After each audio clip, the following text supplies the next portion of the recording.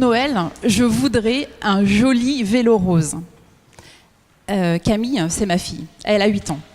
Et en fait, elle ne croit plus au Père Noël. Moi, pour Noël, j'avais pas vraiment prévu ça pour elle. Mais ma fille, elle est plutôt du genre déterminée. Et elle a commencé, en fait, à découper une photo de son vélo, puis 2, puis 3. Elle l'a collée sur la porte de mon frigidaire, sur la porte de ma chambre. En fait, elle avait tellement envie d'obtenir ce vélo rose que, guess what? Le 25 décembre, elle avait son fichu vélo rose sous son sapin. Le vélo rose n'est pas arrivé là par hasard. En fait, c'est la puissance de l'intention de Camille qui a créé en fait l'envie, nous, de réaliser en fait de réaliser son envie. À 35 ans, moi personnellement, j'avais réalisé tout ce que j'avais rêvé quand j'étais enfant. Je voulais vivre à l'étranger, devenir américaine. Je voulais vivre dans une grande maison. Je voulais avoir un grand van avec des sliding doors sur les côtés. Je voulais avoir 3 enfants bilingues et qui viendraient, qui iraient dans des super écoles. Et malgré tout, j'étais en perte de rêve. Et alors que finalement, extérieurement, je répondais elle a tout pour être heureuse, cette fille. La perte subite de mon emploi aux États-Unis me fait prendre conscience que finalement, je dois bouger. Je dois rentrer en France pour me réinventer. Alors au départ, je crée une épicerie fine en ligne qui s'appelait Sophie Store. Et là, je me rends compte que j'avais créé en fait un projet contre quelque chose. Parce que je voulais prouver aux Français que l'épicerie fine américaine et anglaise, ça existait et qu'on pouvait et qu'elles avaient en plus des vertus gastronomiques. Je me suis rendu compte très rapidement qu'on ne pouvait pas construire un projet contre quelque chose. Et donc, quand j'avais cette activité, j'ai intégré un réseau d'entrepreneurs qui s'appelait le BNI. J'ai commencé, en fait, j'ai joué des coudes, j'ai forcé, et finalement, j'ai fait un burn-out. Alors là, je me suis posé des questions en me disant, parce que cet état m'a vraiment permis de me rendre compte qu'il fallait que je fasse quelque chose par rapport à ma vie. Donc je me suis mis à lire des livres de développement personnel, je me suis fait coacher, j'ai demandé de l'aide. Et finalement, je me suis rendu compte que toutes les personnes qui m'attiraient dans la vie, c'était des personnes qui étaient dans le lien avec le développement personnel. Je me disais, mais elles sont super inspirantes. Est-ce que je suis inspirante? Et puis... Pardon, je vous prie d'excuser parce que je suis un peu... Mais alors du coup, je me suis posé la question de comment j'allais pouvoir m'y prendre. Alors du coup, je me suis dit que j'allais créer une sorte de méthode qui finalement me permettrait de me créer et d'être en lien en fait avec mes désirs vraiment profonds. Alors j'ai trouvé 2 exercices. Le premier, c'était les 100 buts dans ta vie. Est-ce que vous avez déjà essayé de lister 100 buts dans votre vie? 100, c'est énorme. Le deuxième cahier d'exercice, en fait, c'était, le deuxième exercice que j'ai mis en place, c'était le fameux tableau de vision, le vision board.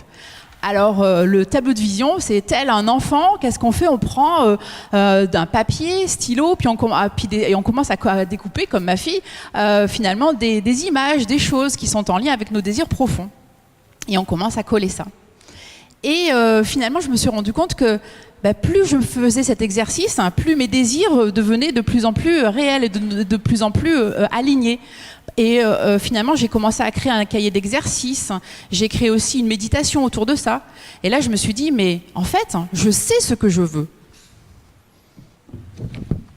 Hop là, je vais perdre mon fil.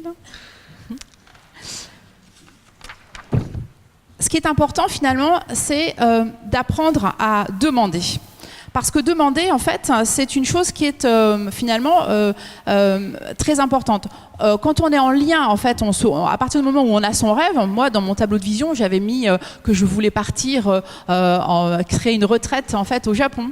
J'ai dit aussi que je voulais éventuellement un jour faire un TEDx. J'ai dit aussi que je voulais organiser un mastermind. Je ne sais pas s'il y en a qui le connaissent, ce que c'est un mastermind, ou en faire partie, ou en créer un. Je fais partie d'un mastermind avec plus de 11 coachs internationaux. Je me suis dit aussi qu'il fallait aussi que je fasse des retraites. Je me suis dit aussi que je voulais participer, faire un tour du monde culinaire. Et plus j'étais en lien en fait avec tout ça, plus je me suis mise à demander à des gens bienveillants, à me dire est-ce que tu peux m'aider par rapport à ça? Est-ce que tu peux m'aider par rapport à ci? Et j'ai rencontré une jeune femme que je coach qui s'appelle Valérie. Valérie, en fait, elle est infirmière. Et son rêve, c'est de devenir sophrologue et aussi faire du massage assis. En fait, Valérie, elle n'a jamais eu besoin de demander, puisque comme elle était infirmière, jusqu'à présent, tous ses clients venaient à elle. Et là, en fait, elle se dit... Qu'est-ce que je peux faire? Comment je peux faire pour avancer dans mon business? Eh bien, elle accepte de se faire coacher. Elle demande de l'aide. Je lui explique comment faire pour faire du réseautage. Et petit à petit, elle va dans différents lieux, dans des after-work. Et en fait, elle se met à demander et à être vraiment, à se mettre en lien, puis à obtenir des clients. Et vous savez quoi? Eh bien, maintenant, une semaine sur deux, Valérie... donc est toujours infirmière, et l'autre semaine elle propose des massages assis et elle est aussi sophrologue. Je rejoins ce que tu disais tout à l'heure par rapport au fait qu'on peut avoir différentes sortes de métiers. Exactement, plusieurs envies. Je détecte les opportunités. Du coup j'en ai perdu mon... Hop là, voilà, ça c'est mon tableau de vision. Voilà. Oups. Voilà, je détecte les opportunités partout, tout le temps, et je passe à l'action. Ce qui est important, c'est effectivement de détecter les opportunités, d'être en lien avec tout ce que les gens vous proposent. Ou ça peut être une émission de radio, ça peut être un article de presse, hein, ça pourrait être par exemple écouter, finalement ça pourrait être même des mises en relation chanceuses.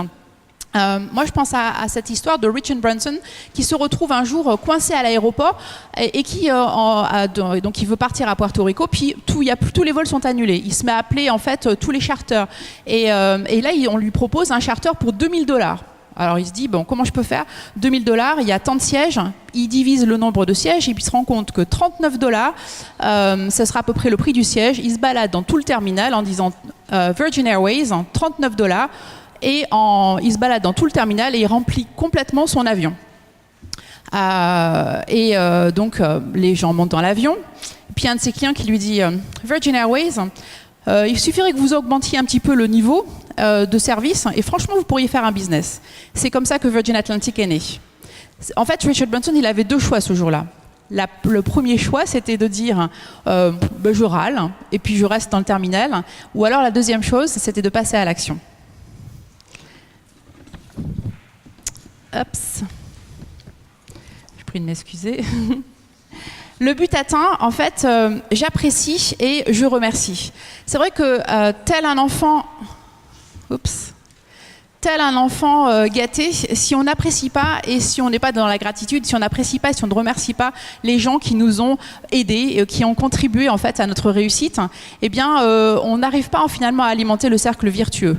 Personnellement, je fais partie de ces gens qui tous les soirs, en se couchant, remercie en fait ces mises en relation heureuses que j'ai pu avoir ou ces opportunités qui m'ont été apportées. Alors c'est vrai que ça m'apporte énormément de joie et surtout ça m'apporte énormément de contributions. Et plus je fais ça, plus je suis dans la gratitude et plus les choses arrivent à moi. Parce que bien évidemment ça élève mon degré de vibration et aussi ça permet d'inonder. Parce que quand on remercie, forcément les gens ont envie encore de plus de vous aider. Donc je me suis rendu compte que ce processus en fait de transformation, il pouvait fonctionner à partir du moment, bien évidemment, où on suivait donc ce que je vous disais. Donc en fait, c'est rêver. Ça c'est super important. Ne pas se couper de ce rêve que l'on a, parce que finalement, quand on est enfant, on rêve grand. Et nous, finalement, les adultes, on oublie de rêver. Donc rêver, visualiser. Parce que c'est vrai que si on n'a pas de vision, je connais plein de gens qui vont dans le réseau partout et qui y vont, me disent mais je fais du réseau, mais je lui dis mais c'est quoi ta vision? Qu'est-ce que tu veux faire de ton business? Où est-ce que tu veux aller? Et finalement, ils vont à droite, à gauche, ils rencontrent du monde, mais en fait, ils n'ont pas de vision. Donc visualiser, important d'avoir une vision. La troisième chose, bien évidemment, c'est demander. Parce que si tu ne demandes pas, tu n'obtiens pas. Donc demande, n'hésite pas à demander aux gens. Et par éducation, souvent on nous dit non, tu n'as pas le droit de demander, ne demande pas à la dame. N'oublie pas, parce que pourquoi tu demandes encore des bonbons? Demandez, n'hésitez pas à demander auprès de vous, auprès des gens qui sont tout autour de vous, parce que tout le monde veut vous aider. Et bien évidemment reconnaître les opportunités qui sont là près de vous, parce que si vous ne saisissez pas ces opportunités, bien oui, bien souvent on est moi ça m'est arrivé plein de fois de me sentir en dehors de ma zone de confort et d'avoir peur, mais voilà, aujourd'hui par exemple j'étais morte de peur à l'idée de faire ça, mais j'ai juste saisi cette opportunité et d'être là devant vous, et voilà, je suis très fière de moi. Et agir. Merci.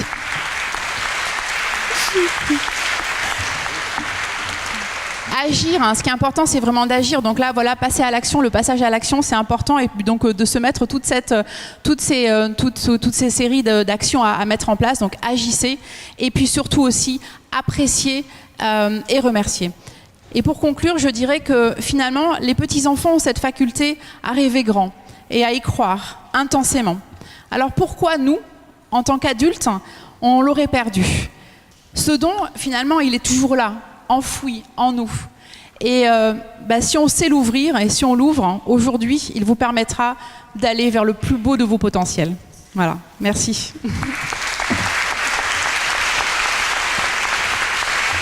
Je fais une grande journée de développement personnel qui aura lieu le 8 juin, le vendredi, à Talence.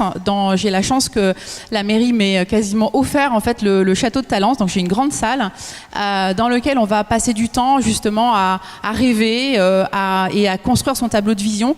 Et donc voilà, donc remercier tout ce qu'on a pu faire jusqu'à présent, être conscient de ce qu'on est aujourd'hui, et puis se propulser par rapport à ce que l'on souhaite dans la vie, parce que la vision, c'est le point de départ du développement personnel et c'est le point de départ finalement de votre histoire. Voilà.